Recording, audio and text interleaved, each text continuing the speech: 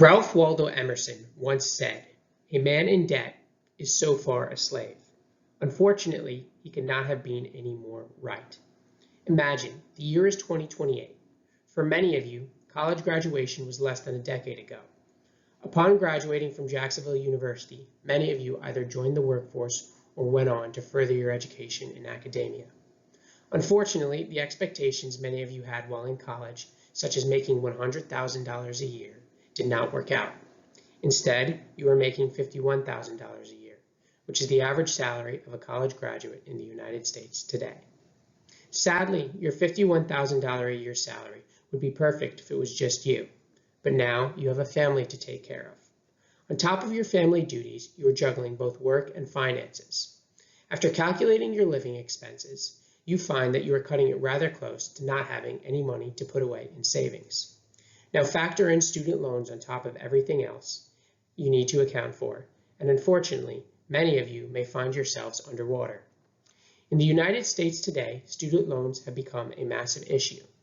Many individuals find themselves heavily in debt, and unfortunately, this debt induces large amounts of stress and anxiety that can stem into both home life and work life. The purpose of this speech is to inform listeners that they should not have to bear the burden of student loans alone. It is my personal belief that by observing the history of student loans, how student loans affect society today, and the ways in which the Human Resources Department plays a role in alleviating these stressors, that it is overwhelmingly clear that going forward, organizations play a large part in bearing this burden.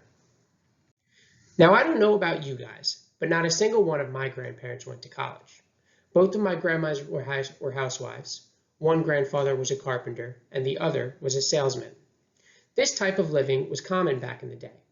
Prior to the 20th century, many individuals entered a trade or some type of family-owned business.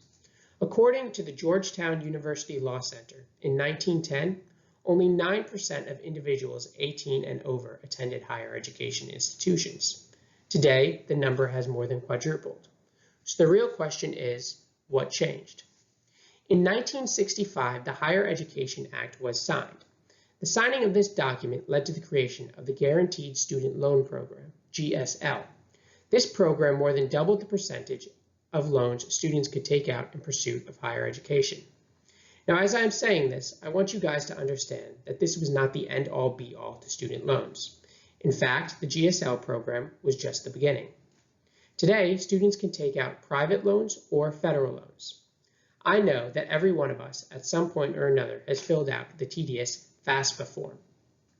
This said, according to the book Debt 101, private loans account for 7%, while federal loans make up a 92%. So now that everyone is caught up on the history of student loans, many of you are probably wondering by now, how exactly is a more educated U.S. population a bad thing? Well, the educated part is good, but the debt induced from both federal loans and private loans is detrimental to society. Today, the average debt induced by a four-year undergraduate student ranges anywhere from $29,100 to $44,600. While these numbers may not seem daunting to some, to others it is terrifying. In order to put it in the most simplistic way for you guys, I went ahead and calculated the average cost of living per the average college graduate salary, in addition to what monthly payments on student loans would be. Now keep in mind that in doing this, I did not factor in any student loan interest rates. So here it goes. A $51,000 a year salary would mean you are making $4,250 a month. According to Business Insider, the median monthly home payment in Florida is $1,466. Now factor in groceries and average food expenditures for, let's say, a family of three, because as I said, the year is 2028, and you now have a family, the monthly cost is around $700. In addition to this, factor in a car payment at $300 and car insurance at $200, and that leaves you with a staggering $1,584. Okay, finally the moment you have all been waiting for. According to the Federal Reserve, the median student loan cost per month is $393. In culmination, left over, you would have $1,191.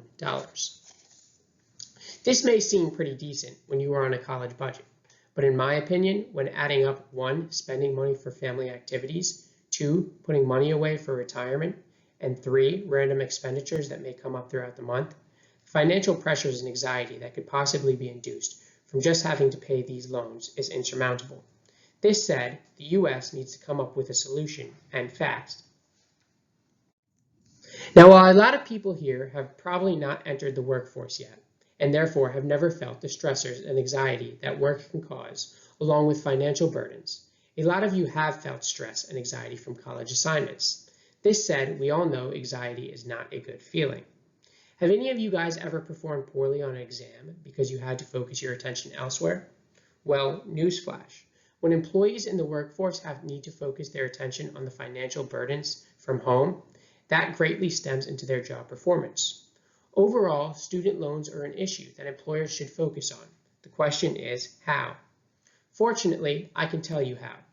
Organizations need to be willing to implement student loan repayment programs.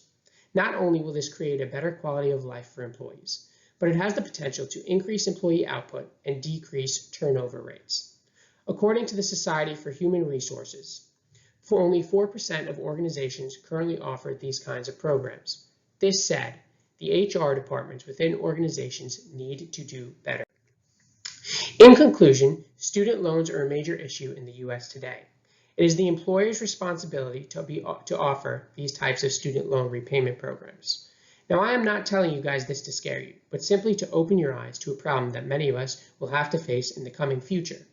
Having said this, I passionately believe that JU will set us all up for success. In the end, we will prevail. Thank you.